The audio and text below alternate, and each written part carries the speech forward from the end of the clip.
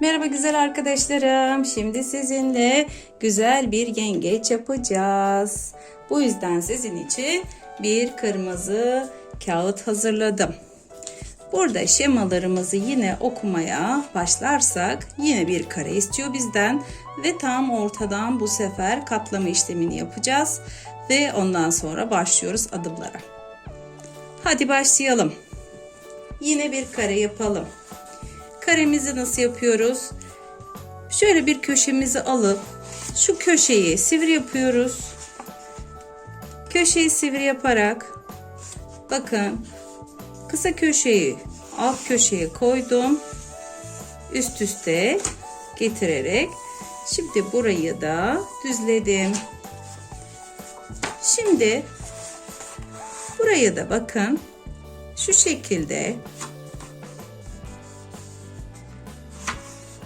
alt taraftaki çizgimi denk getirerek buradaki çizgiye de düz getirerek tam bir dik açı oluşturdum. 90 derecem var ve tırnağımın ucuyla güzelce bastırınca köşeye şimdi yırtarak kesme işlemini gerçekleştiriyorum. İşte fakat bize şema diyor ki ortadan kıvırın diyor. Ortadan kıvıralım. Kıvırdık. Ve sonra şemaya bakarsak burada diyor ki bir kere daha katlayın. Katlayalım bakalım ne çıkacak. Bu sefer diyor ki bakın burası açık. Bu sefer de böyle katlamamızı istiyor şemamız. Katladık. Ve şimdi bu katladığım bakın şuradaki sayfa gibi görünen kısım üst tarafa gelecek şekilde ben bırakmak istiyorum. Hatta şu açılan kısmı da böyle gelsin. Açılmayan kısım burada. Yani şu 3. şemadayız. Diyor ki bize bu açılan şema. Kağıdınızı şöyle diyor cep gibi yapın. Yani şöyle bu şekilde cep gibi yapın diyor. Şu orta çizgim kağıdın ortasındaki çizgi alt kağıdımın köşesine gelsin. Cebimi oluşturdum. Sonra diyor ki bize şurada bir dolambaç şekli var. Bakın dolambaç. Diyor ki kağıdınızı ters çevirin. Çevirelim. Bu sefer o zaman şu uzun kısım bu tarafta kalacak.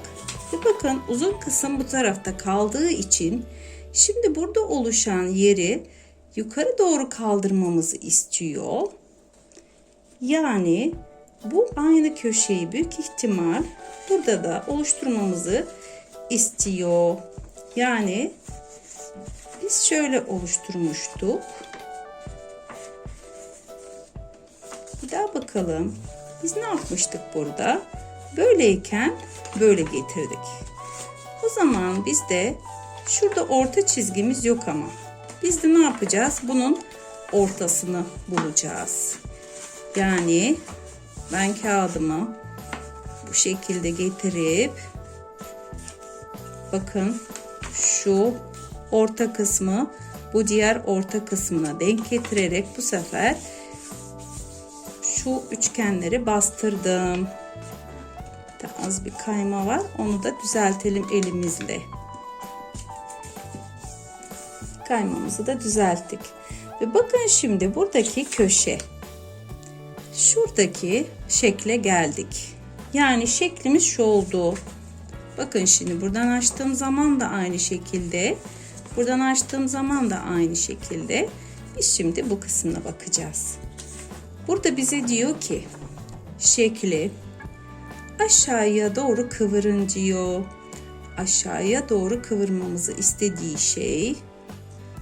Burada bakıyorum. Azıcık bir çizgi var. O çizgiden kıvırmamız isteniyor. Bu da nedir? Orta çizgimiz var bizim. Şu orta çizgiden şöyle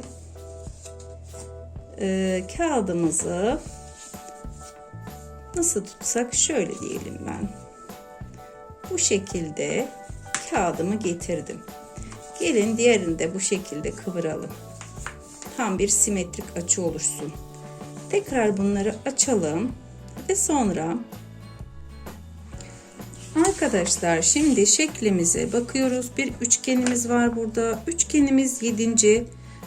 Şemaya bakaraktan diyor ki bize 7. şema. En üstteki parçayı bize bakan kısmı alıp ilk bacak gibi görünen yerler, bunları içe doğru katlayın diyor. 7'ye bakarak biz de ne yapıyoruz? Şuradaki tam orta çizgimiz şu. Orta çizgiden azıcık uzakta olan şurası, yani şu çizgiyi alıp böyle katladım. Diğerini de alıp şuradan katladım. Bakın bacak kısmını oluşturdum. 7. bitti. Şimdi 8'e bakıyoruz. 8 de bize diyor ki şu üst kısmındaki düz çizgiyi azıcık bana katlayın diyor. Hadi katlayalım. Şöyle bize doğru azıcık şu çizgiyi katlamamızı istiyor. Katladık biz de bize doğru. Sonra bakıyorum, şu işaret demek kağıdınızı çevirin. Biz de kağıdımızı katladık. Şimdi tamamen çeviriyoruz kağıdımızı.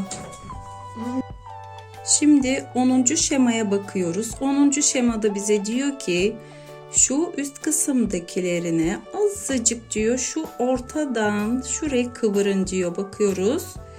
Hemen oraya gelelim. Kıvırma işlemi de yani buradan itibaren şöyle azıcık dediği şu, kıvırıyoruz. Aynısını da diğer tarafa uyguluyoruz.